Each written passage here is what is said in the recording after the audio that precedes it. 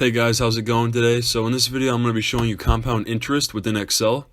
So we're going to assume that the annual rate is going to be 12% for this case, and we're going to do this for 20 years.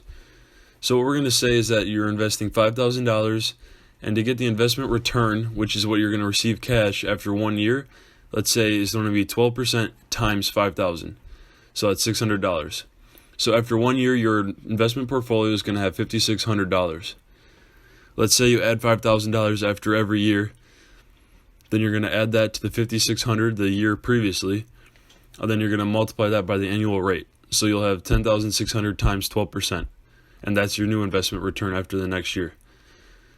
So then you add those up and you get the ending balance for the second year, and then you just continuously do this. So we're going to copy the cell function above, copy it below, all of them, or we're going to add $5,000 every year. We'll keep it the same.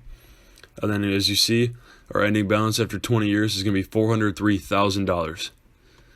So let's take that amount and let's subtract that by the total that we put in, $100,000 over 20 years that we input. So that's $303,000.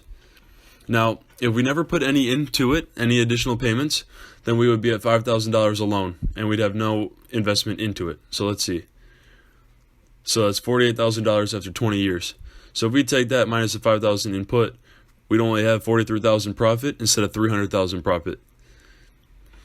So this is the benefits of investing long-term, compounding interest, and adding a payments and starting as high as you can.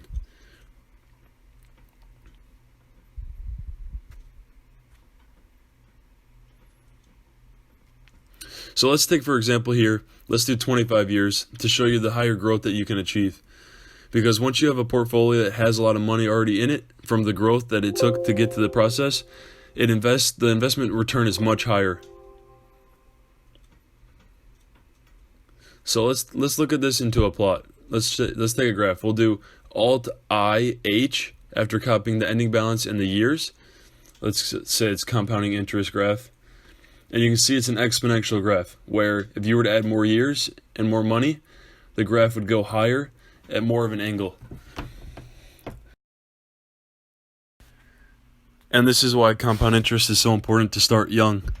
Thank you guys for watching.